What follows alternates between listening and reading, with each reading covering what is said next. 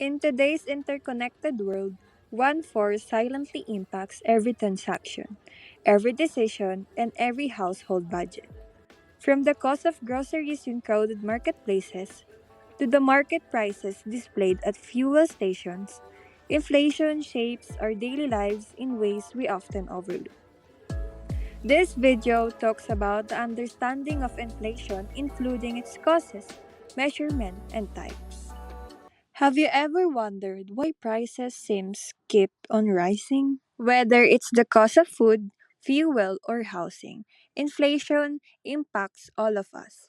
Today, let's explore inflation, what it is, why it happens, and how it's measured.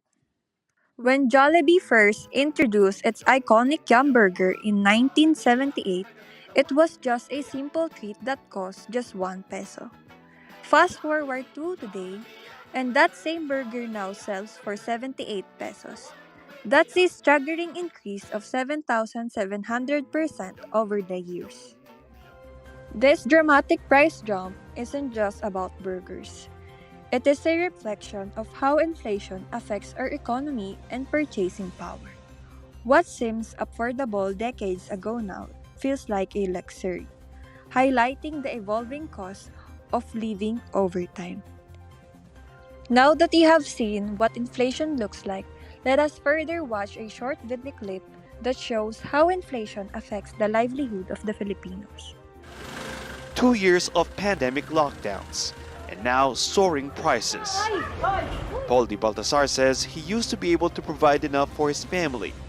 Before the pandemic, he made daily trips as a driver, but restrictions now limit him to 3 or 4 journeys a week. Kinikita ko talaga, umaabot na ng 400. I only make $6 or $7 a day. That's barely enough for food. Life has become really difficult. Poldy had a budget of less than $6 on the day we accompanied him to the neighborhood market. 300 lang ang budget ko. A quarter of the money was spent on rice, another quarter on chicken, the rest on a bunch of bananas, some vegetables, and few pieces of sausages and fish. He said it was food for 2 days, for his family of 6. Inflation is now defined as a general increase in prices over time, leading to a decrease in the purchasing power of money. This means that as price goes up, the same amount of money buys less than it used to. In this example, let's say your monthly income suddenly doubled. What a great news, right? You could now afford to buy twice as much. But what if everyone's income also doubled? In that scenario, you wouldn't actually be able to buy twice as much because everyone else would also have double the money. This would mean there's twice as much money in circulation, but the amount of goods available stays about the same. So let us take things one step further. 50% of inflation means lower purchasing power, and 0% inflation means purchasing power remains the same. And negative 50 inflation also means deflation, means higher purchasing power. Inflation influences what we can afford, but what determines how much money can buy?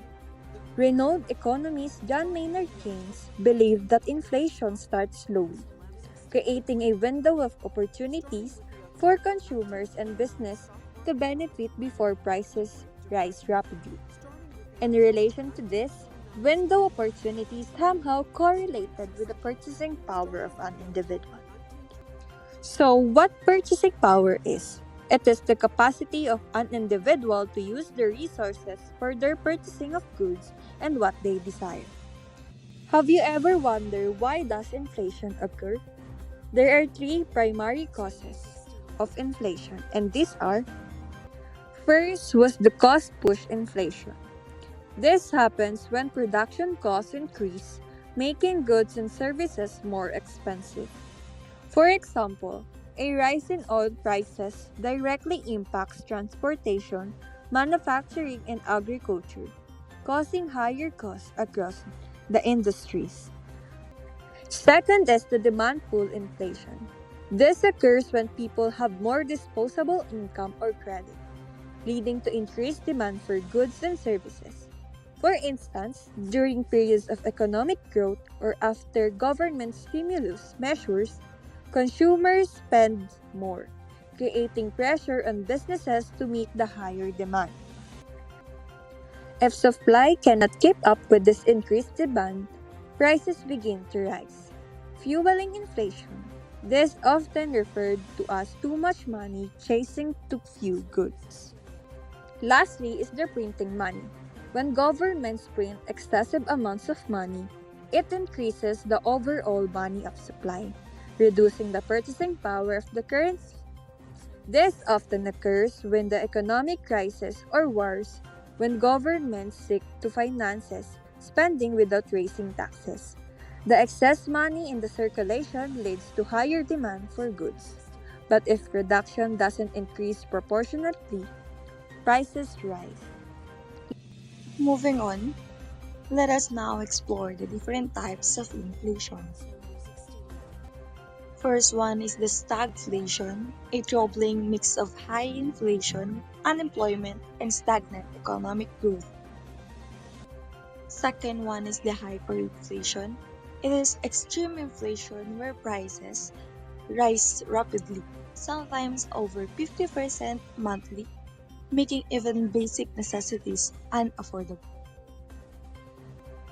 Third one is the deflation. This is the opposite of inflation, where prices fall, increasing the buying power of money but potentially slowing economic activity.